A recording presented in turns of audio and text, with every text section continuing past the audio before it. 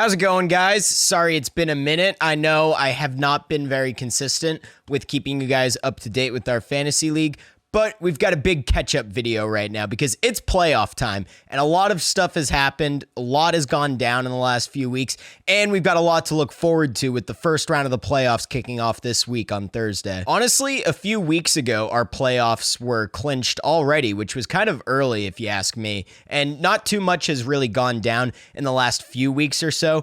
But in the weeks immediately after my last update, there's been a lot of shakeups. And of course, we finally know who's in and who's out for the playoffs. Instead of a team-by-team breakdown for each week, I'm going to be focusing mainly on the highlights, the big games that have really happened, and sort of skip over a lot of the other filler. We're going to focus on some of the pivotal moments from the last month. So I hope you guys are pumped because we've got the Toilet Bowl to look forward to as well, and the playoff Super Bowl. So let's jump right into our catch-up over here. For starters, to give you guys an update on the matchup we were hyping up in the last recap video, B-Mags and Graham did show down, and it went pretty much about exactly as Graham predicted. He nearly predicted the exact score, and I'd say that this is overall one of Mags's more respectable weeks. Derrick Henry having a big game, Mike Evans showing up, Romeo Doubs showing up.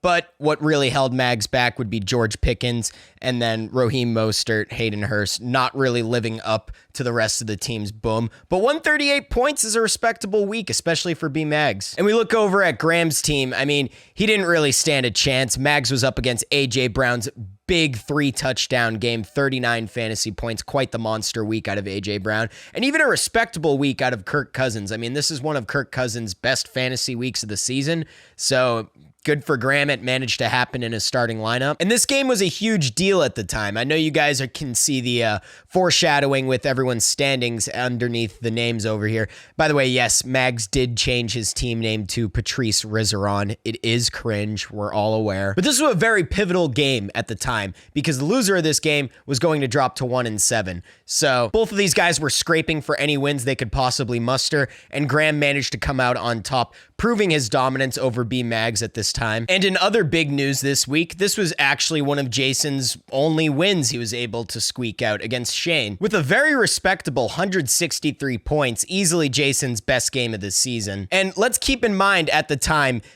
B-Mags lost this week. Graham and Jason both won. So for quite a while, B-Mags was quite the Zeta male of the league. He was really at the bottom of the food chain. Everybody had been dunking on B-Mags all year up until this point. But moving on to next week, we're going to see that he managed to actually get the ball rolling. And he started off doing that by absolutely shit pumping my team in a brutal upset loss for me. As we can see over here, I had the unfortunate luck of having to play against Joe Mixon on his 55-point week, just out of nowhere in the middle of the regular season. What's crazy too is if you look at Joe Mixon's stats over here, it's all like under 20 points, under 20, under 20, under 20. Fucking plays against me week 9. 55, 4 touchdowns, 5 total touchdowns. Bro, there was nothing I was going to be able to ever do about this. The fantasy gods just decided I had to lose this week, and this was how it was going to be. I didn't really have any say in the matter. It definitely hurt me that Saquon Barkley was on his bye week for me this week. But this win over here for Mags would kickstart what's kind of a late season turnaround for Mags. This was the start of Mags actually putting some respect on his name and being able to rack up some real W's before the playoffs started. But as far as the rest of week 9 goes, I would say that the only other notable matchup would be between Graham and Jason, where this was sort of Graham and Jason and Mags have kind of been stuck at the bottom of the league for a while most of this season. So this was a big deal at the time. It was giving Jason a chance to get an edge out on Graham, maybe make a late push for the playoffs. But as you guys can see, it was close and Jason just couldn't get across the finish line.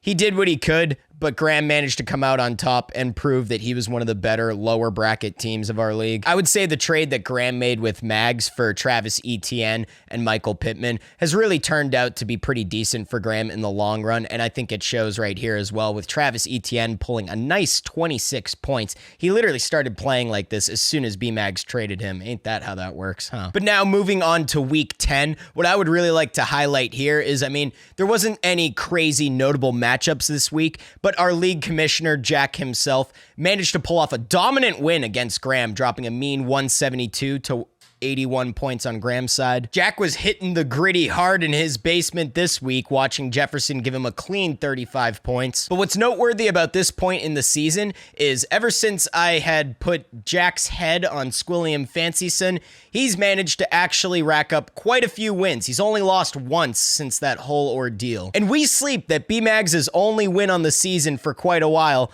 was a big upset against Jack. So Jack took that personally and managed to pull his team out of the trenches, away from all of the special needs kids in the classroom, and earn himself a chance to compete for a playoff spot, which we're going to be getting to later. Now, moving on to week 11, this game was a huge deal for B-Mags because it was another big win for him that came down to the wire on the very last night of Monday Night Football. Mags actually went to bed early and woke up to see his victory the next day in the last minute of the fourth quarter. And this is the turning point where he really started to feel himself. You know, cocky fantasy Mags has finally arrived in 2022. On Monday Night Football, Connor had Deebo Samuel left to go, and Deebo was actually pulled from the game a little bit early, I think, and didn't manage to get the last decimal points in order to edge out the win over Mags. It was close, but B-Mags finally managed to put some more respect on his name, and we all had to listen to cocky fantasy Mags, you know, the whole Patrice Rizeron bullshit for quite a few weeks after this, but we got to move on because we got to see who the hell's going to be in the playoffs. Now, at this point in week 12, which is where we're at right now, the playoffs were already decided. It was going to be me, Jamie, Jack, Mags, and Zach, and BBQ and Connor facing it out in the Super Bowl tournament, with Graham, Jason, Mags, and Shane having to fight for the toilet bowl. Now, I think it was pretty early in the season for everything to be locked, set in stone, but if you look at the records over here, I mean, everyone was sitting around the same wins for a while. I know this is up to week 14 right now, but we're talking in a context of week 12. For the most part, I mean, Connor down at the bottom right here, still a clean 2 wins over Shane to this day. It just, the whole top half of the league was really running away with it. And the bottom were kind of just fighting for seeding at this point for the toilet bowl. And that's really what week 12, week 13, and this past week 14 has been all about. Everyone fighting for the different seeding, the first round bye, etc. Jamie managed to get a strong win this week, which further increased his chances of locking in the first round bye. Jack as well, so that's very notable. I managed to keep Zach from pulling away in the standings this week. I believe this was Thanksgiving week, actually. And notably, B-Mags managed to barely beat Jason in what ultimately was because of Tyler Higbee's big goose egg. This was the game before the Rams acquired Baker Mayfield, and they were operating with their third string quarterback. So it was probably not going to be a good game for Higbee, but a goose egg, that's pretty rough. I mean, it's just another demoralizing defeat for Jason, who has since changed his profile picture to this Pepe dunce cap meme. Jason's been pretty down bad this year overall, but he still has a chance to win in the toilet bowl tournament. You just got to win once to not be in the toilet bowl. Moving to week 13, we still have everybody fighting for their seeding. I came up with a dominant win against Jamie and was making a push to get a second round bye. The second first round bye. Meanwhile, Jack and Mags had a very close game, and Mags's hot streak was starting to simmer down quite a bit. Jack managed to snag this win, which was really important for him because he managed to secure a first round bye in thanks to this win. Notably, though, B-Mags has picked up Green Bay Packers rookie wide receiver Christian Watson, who's had just one of the most absurd streaks in fantasy I've ever seen. I mean, he just catches touchdowns. I don't know how else to put it. Crazy stat lines, all from mostly touchdowns. Pretty great pickup for B-Mags overall, especially going into the toilet bowl tournament. And we can't see Jack's profile picture over here for some reason, but it's pretty much just a photo of the Twin Towers with Justin Jefferson and Stephon Diggs' heads plopped onto them. You know, these are his Twin Tower receivers, you know. 2 of the top receivers in the league, and they're a big reason he managed to secure himself a first round bye this season. And finally, we have this most recent week, week 14, which just wrapped up the other night. This is the week that locked Jamie and Jack into the 2 first round byes going into playoffs. But I would say notably, Patrice Rizeron, B-Mags over here, had a notably dominant victory over Zach. I say dominant because 154 is no joke, and he put it up when it mattered. It got him the win. What's notable about this is, in a shocking turn of events, B-Mags might actually have one of the stronger overall teams going into the Toilet Bowl tournament, which is a shocker if you've been following the season up until this point. Ironically, his team has seemed to have gotten hot when it matters the least, but, you know, there's something to be said. Hey, he's finally putting some respect on his name. It's been a minute since the Peacock name has been respected. So let's break down our playoff bracket that's going to kick off this week. We got Jamie and Jack rocking their first round buys. BBQ changed his team name to Kermit Mahomes, by the way. This is because Matt Gay managed to lose him a big game over in the regular season. So BBQ realized it's time to stop memeing and it's time to drop Matt Gay because he's been one of the worst kickers for fantasy this season overall. So BBQ has moved on and made Patrick Mahomes the face of his franchise, if you will. And then we got me and Zach going head to head in the first round. I mean, my guess as far as the first round goes,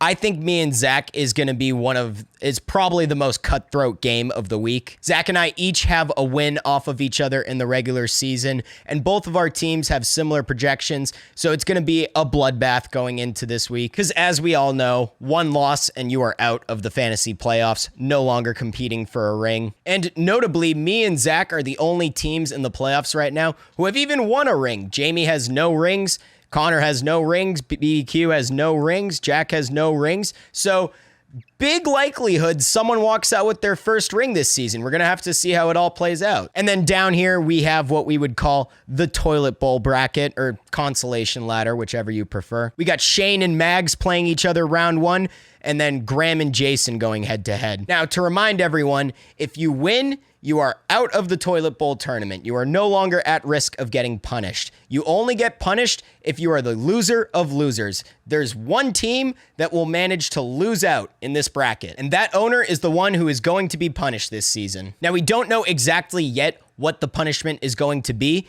but it's either going to happen to B-Mags, Shane, Jason, or Graham. I think it's exciting. We have no idea what's going to happen yet, but I mean, I'm just pumped to see how this all plays out. I really like the Toilet Bowl is probably more entertaining than the playoffs. I mean, everyone just resents each other for managing to win a ring, but this is just straight fun. I mean, we're just watching shit on shit action here. It's, you know, this is the real star of the show. Now, it's been a long season, and it's all come down to this. These teams are the ones who are still competing, and I'm going to keep you guys up to date and line up some more interviews for you during the playoffs and the Toilet Bowl, so be sure to stay tuned and check back. We also have a link in the description where you can view our fantasy league for yourself, and place your bets now, because it's all starting this week, and I'm pumped to keep you guys up to date. So I'll be coming back with another video for you guys next week, letting you know what's happened and where everything is going, but I hope you guys enjoyed, and I'll see you guys soon.